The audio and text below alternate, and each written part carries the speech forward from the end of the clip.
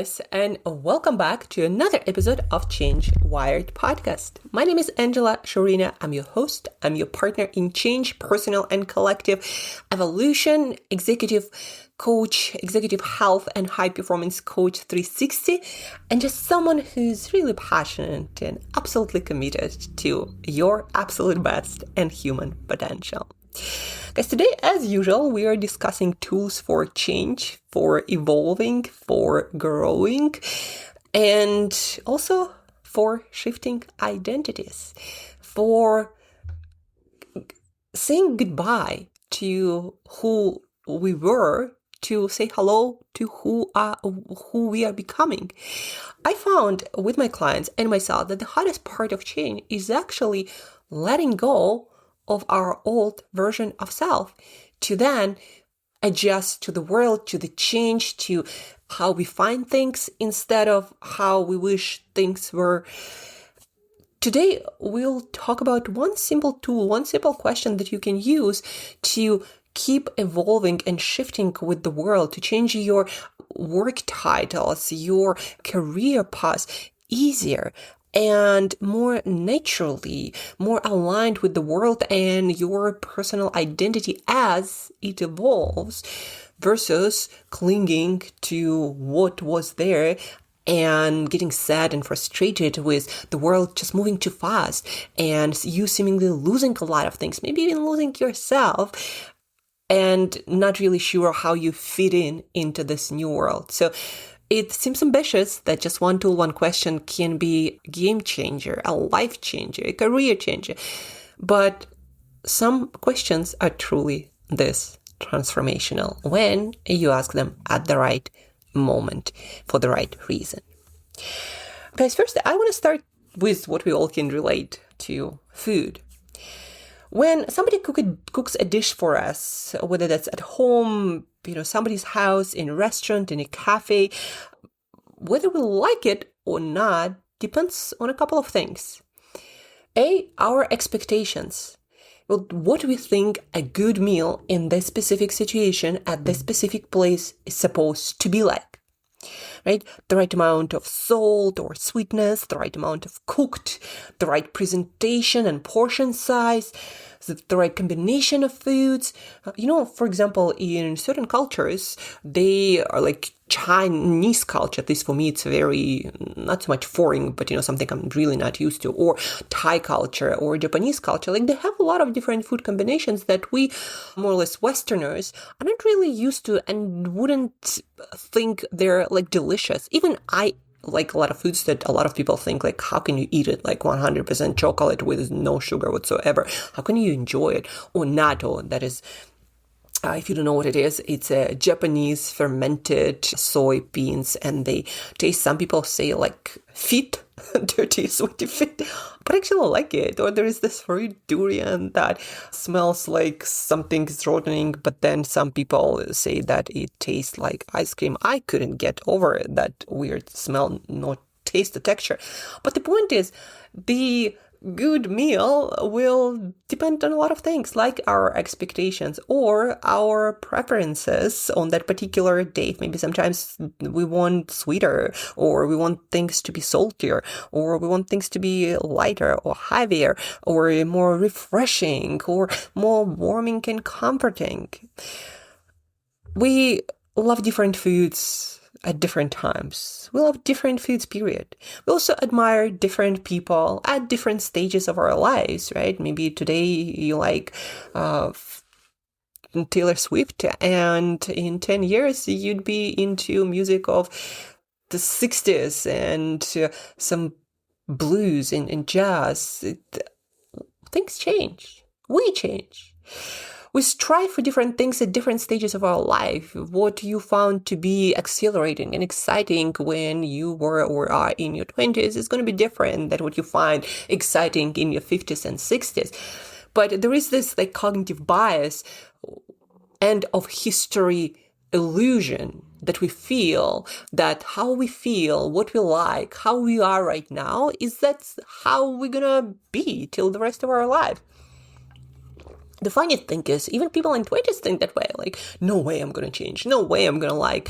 And then looking backwards, if you do some sort of journaling and you have the record of what you liked back then, maybe some pictures also, your old records, you're like, how was I liking that?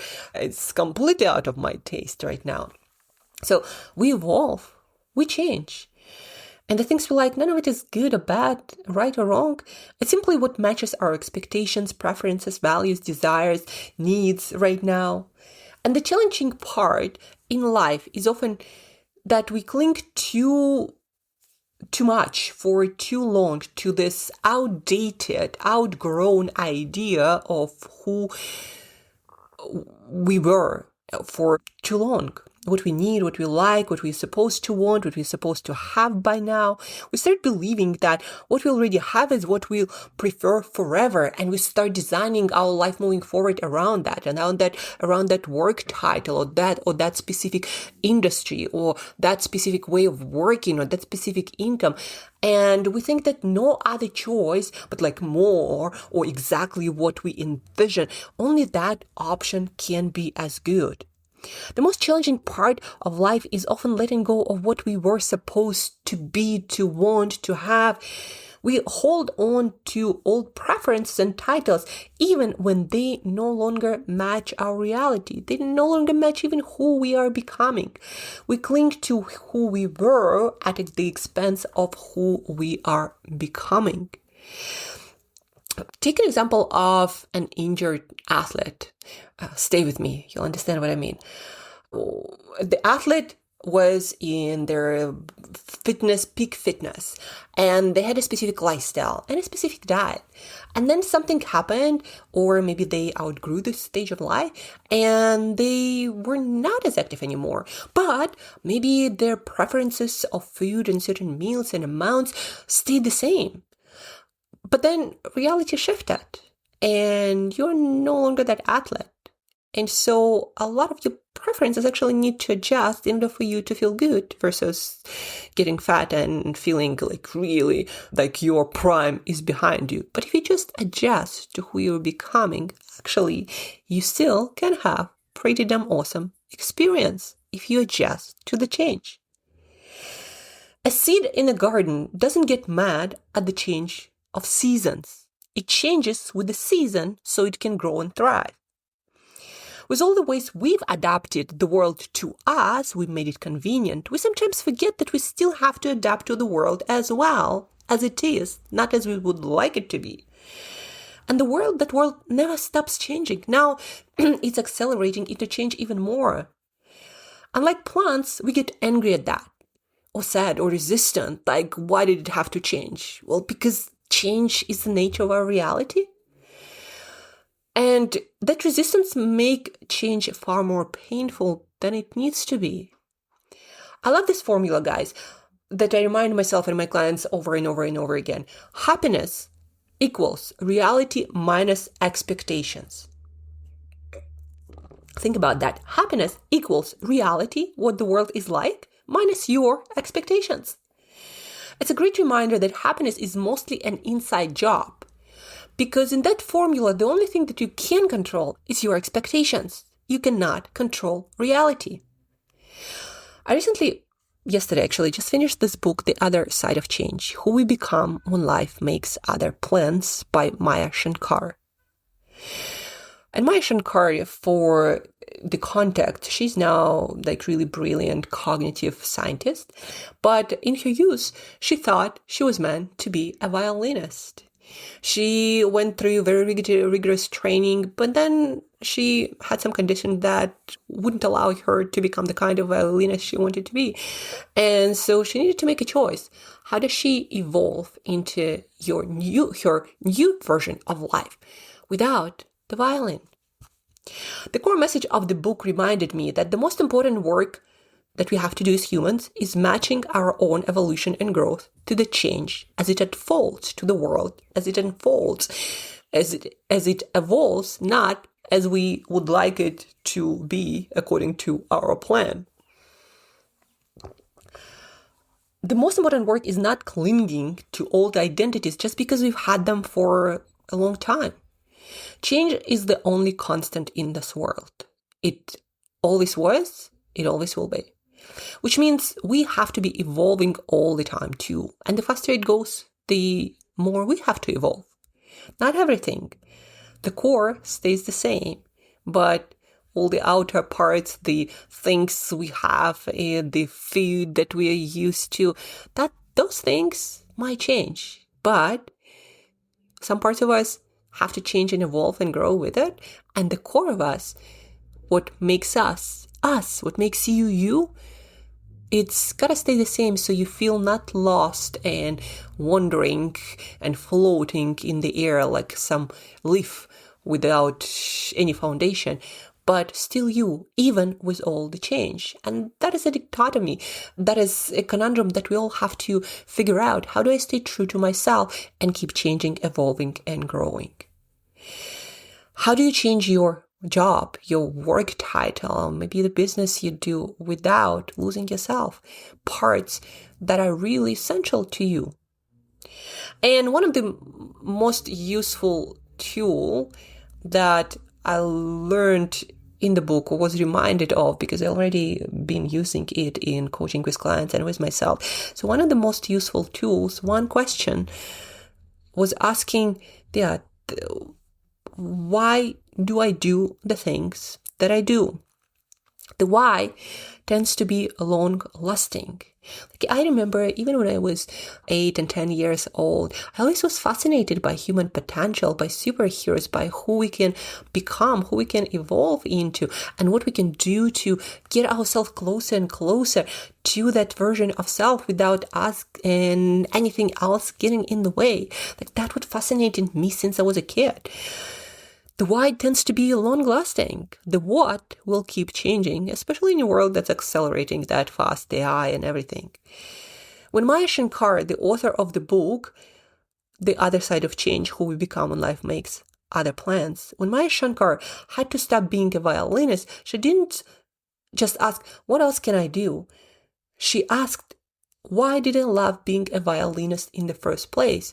She dug into her values and tried to understand why she loved the things that she loved. And then she found another way to live those same values, eventually becoming a brilliant cognitive scientist. Vera Wang, the famous fashion designer and bridal industry icon, she transitioned, believe it or not, if I read it either in Hidden Potential or some other book, but you can also Google it. So Vera Wang transitioned from a competitive figure skater who was getting ready for the Olympic team, so not just, average ice skater. She transitioned from that to a groundbreaking fashion designer and bridal industry icon by asking why. Why did she like the things that she liked? And what else could she do living the same values when she couldn't do figure skating anymore? That question did the same thing for me. That's how I'm not afraid of the world of AI. Because I simply ask myself more often, why do I do my work? To unlock more human potential and people who are striving to be their best. And so the roles will change, how I call myself, the tools will change, the formats will change, the why doesn't. And so I can evolve and shape shift as the world changes, staying true to who I am. And as many of you will have to change what you do on paper, your job title, your career title, multiple times in your lives now, especially the younger you are, the more you will have to change, this question becomes an essential practice. Why do I do the things that I do? And what else could fulfill the same why as the world changes? So, over to you, dear listener. Why do you do your work? Why do you care about things that you care about? And what other path might keep that why alive? What other path can you explore to keep that why alive while you're pursuing other different things that show up in the world as the world changes?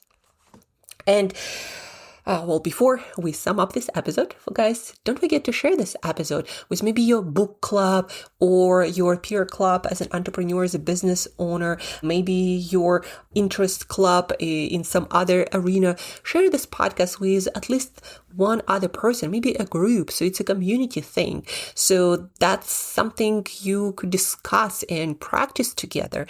And then rate, review our podcast so we reach more listeners around the world. So you help me to help more people transition through life without losing the sense of self, but actually strengthening and creating more and more fulfilling life experience. So it will help me a lot.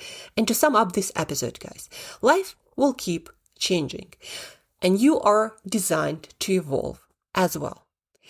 And as we are moving into this era of really fast change, of things emerging and dying and shape shifting, we all need to be comfortable with that. A lot of titles, a lot of things we are used to, even foods that we are used to as our global population grows and we learn different ways of making foods better, more sustainably, right? A lot of things will change and evolve. And so it's very important to understand why you do the things that you do. What are your values? Why you care about certain things but not other things, so that when life shifts and changes, whether it's like for that injured athlete or Maya Shankar from violinist to cognitive scientist, or Vera Wang from figure skater to a world-known bridal designer. So when the life changes, as it always will, you can easily adapt to the change because you know what is your core and what are the evolving, growing, shape-shifting parts of identities that you can easily let go of or find them a different expression. Guys, hope it was helpful. The next step is practice. Ask yourself, why do I do what I do? And what are all the ways that I can stay true to myself, changing all these externalities, right? Why do you do what you do? Thank you guys for listening. Thank you for tuning in. And till next time, keep pushing the envelope, the boundaries, and keep growing.